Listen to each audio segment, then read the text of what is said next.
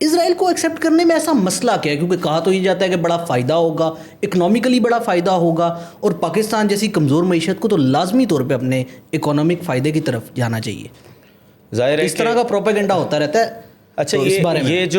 یہ جو لوگ ظاہر ہے تھوڑا بہت پڑھتے نہیں ہیں اور اس طرح کے معاملات کو سمجھتے نہیں ہیں، تو شاید ان کی وجہ سے یہ پروپیگنڈا مزید پنپ جاتا ہے. اگر ہم تھوڑا سا اس کو سمجھنے کی کوشش کریں تو ہم کیا یہ تصور کر سکتے ہیں کہ ایک ایسا ملک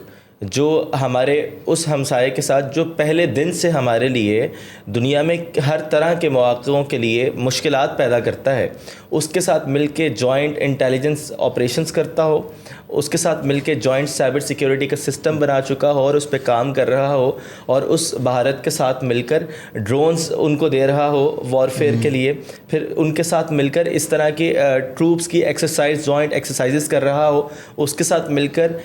پاکستان کے آزاد کشمیر پہ حملہ کرنے کے منصوبے بنا رہا ہو، جو کہ ابھی ریسنٹلی رپورٹ ہوا ہے. پہلی بات تو یہ ہے کہ یہ ہمارے لیے جیو پولیٹیکلی ایک check mate sort of situation ہوگی کہ اگر ہم اس طرف آ جاتے ہیں تو اس طرف ہمارے لیے کیا ایک معاملہ ہوگا. مسلم امہ میں بھی رجحان نظر آ رہا ہے نا اس طرح کا کہ آہستہ آہستہ ایکسیپٹنس بڑھ رہی ہے. جی میں اسی طرف آ رہا ہوں. یہ تو ہو گیا جیو پولیٹیکل پرسپیکٹو. اگر ہم اکانومی والی سائڈ پہ ہیں تو ہمیں ہسٹوریکلی دیکھنا چاہیے کہ جن ممالک نے آج تک یہ آفر لی ہے کہ چلیں جی آج ہمیں اب تک بہت زیادہ پیسے ملیں گے، تو ذرا ہم ان کو سمجھتے ہیں. کیمپ ڈیوڈ کے بعد مصر نے تسلیم کیا جناب اسرائیل کو، اور آج تک 1979 سے لے کر آج تک 69 ارب ڈالر US کی طرف سے اس تسلیم کرنے کی وجہ سے دیے گئے ہیں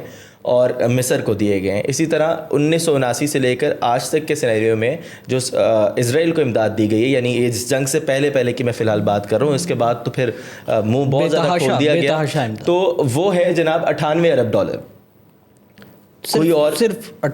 98 ارب ڈالر، یہ صرف یہ ہے. اور اگر ہم مصر کی اس وقت کی اکنامک سچویشن دیکھیں، آپ وہاں پر انفلیشن ریٹ چیک کریں، آپ وہاں پر ڈیموکریٹک سچویشن چیک کریں، یعنی وہاں پر کوئی ڈیموکریٹک گورنمنٹ ہی نہیں آ سکی. گورنمنٹ آئی تو سسٹین اسے نہیں کرنے دیا گیا. عبد الفتاح سیسی صاحب یا باقی سارے کے سارے لوگ وہاں پر جس طرح سے حکومت کرتے رہے، تو ہمیں یہ سمجھ آتا ہے کہ وہاں کی پبلک ول کو وہاں پر سسٹین نہیں کرنے دیا گیا، اسے سنب کرنے کی ہر طرح کی کوشش کی گئی. تو ہمیں یہ سمجھ آتا ہے، اگر ہم اسی طرح اردن کی مثال لے لیں، اردن میں آپ آج کی صورتحال دیکھ رہے ہیں، تو یہ اس طرح کی جتنی بھی آفرز ہیں ہمیں یہ بات واضح کرتی ہیں کہ آپ نے پہلے کس کو مدد کی ہے، ذرا اس کو سمجھ لیں. اچھا، ساتھ ساتھ کچھ اور چیزوں کو سمجھنے کی ضرورت ہے کہ جب بھی کوئی حکومت آپ کی یا کوئی بھی اس طرح کی ریاست مدد کر رہی ہوتی ہے، تو یہ وہ مدد نہیں ہوتی جو آپ کو الخدمت فاؤنڈیشن یا عیدی فاؤنڈیشن کرتی ہے کہ جناب آپ کو اتنے پیسے دے دیے اور آپ کو انٹرسٹ فری لونز ہوں گے. آپ سے بہت ساری باتیں منوائی جاتی ہیں، آپ کو لونز کے ایک ایسے چکر میں رکھا جاتا ہے کہ جس کے بعد آپ کو اپنی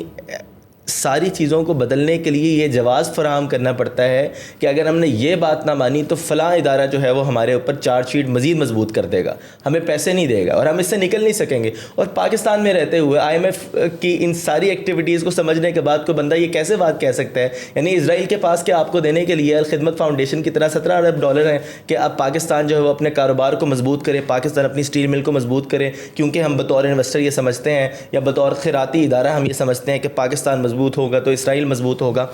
ایک اور پرسپیکٹیو ہے، پرسپیکٹیو یہ ہے کہ پاکستان بنا ہے ایک نظریے کی بنیاد پہ، جو نظریہ یہ ہے کہ پاکستان کا مطلب لا الہ الا اللہ ہے، یعنی لا الہ کوئی نہیں ہوگا سوائے اللہ کے. اور یہ بڑا واضح ہے کیونکہ پاکستان کی اکثریت 98% عوام یہ بات کہتی ہے کہ اللہ کے علاوہ الہ کوئی نہیں ہے. جبکہ دوسری طرف زائون کا پورا نظریہ جس کے بنیاد پہ اسرائیل بن رہا ہے، اور صرف زائون میں بلفور ڈیکلیریشن اور زائون کے پورے کانسیپٹ کو سمجھنے کے بعد جو آئرن شیلڈ والا، ان کا آئرن وال والا پورا ایک کانسیپٹ ہے، اگر اس کو ہم سمجھتے ہوئے آگے بڑھیں تو ہم یہ سمجھتے ہیں کہ ایک تعصب،